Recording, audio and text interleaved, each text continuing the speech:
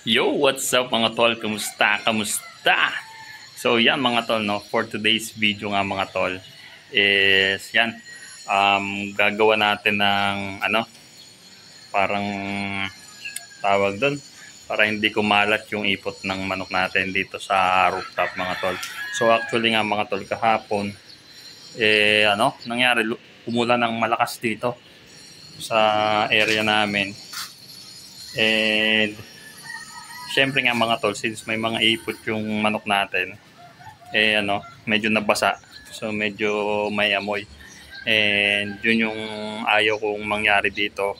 Kaya nga mga tol, ngayon, nakaisip ako ng gagawin ko. Actually, hindi ko alam kung magiging effective ba to or what.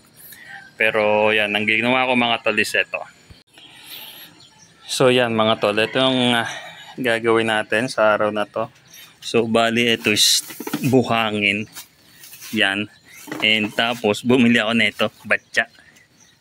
Bumili ako ng batya sa grocery. Actually dapat yung tawag doon,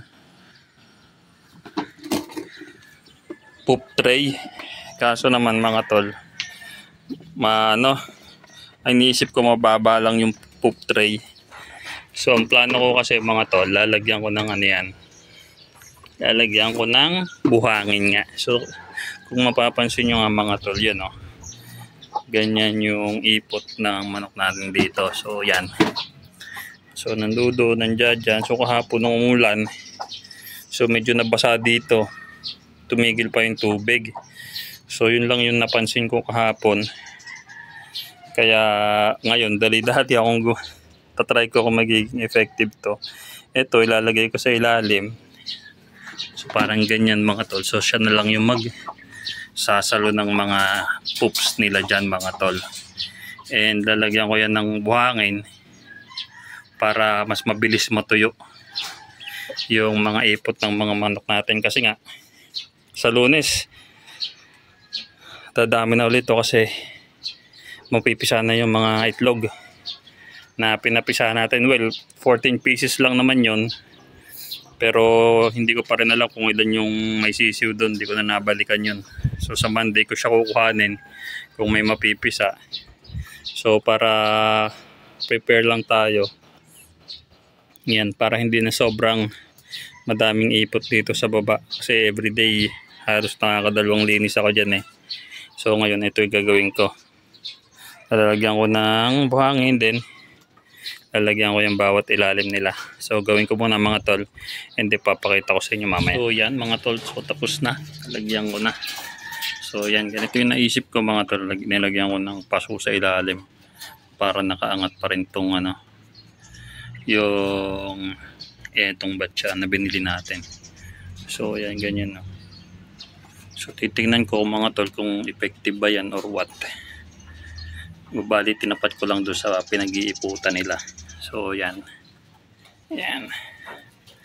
Oh, 'di ba? Ayos. Ayos din. So siguro mababawasan din yung amoy dito sa ating rooftop mga tol. Since pagka ganyan, so bala ko pag madami ng ipot, haluin ko lang. Tatanggalin ko yung ipot at tapon ko na. So yan.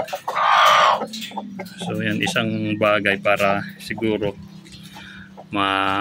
mapanatili nating laging tuyo yung ipot nila mga tol, para hindi masyadong maamoy. Yan. So at hindi lang yan, actually bumili rin tayo ng tawag doon, kalimutan ko na, yung pinahalo sa painom para hindi masyadong mabaho yung ipot. Yan. So yan sila ngayon. So titingnan natin. Yung isa, yan. Ano pa? Kulang pa pala tayo, isa pa. Pero may isa naman tayo, pinapatayo lang natin. So yan. Para hindi na ayos na ayos yan. Observe muna natin to mga tol kung effective. And balitaan ko kayo kasi dapat poop tray yan pero okay na siguro muna yan. Yun. Hanggang dito na lang mga tol. Pero to, try ko muna pala yan.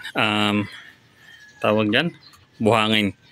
Tapos pag hindi effective, Yung mga kusot, itatry ko din. Kasi may mapapagkuha na naman tayo ng mga kusot dito eh. Itatry ko yun next time.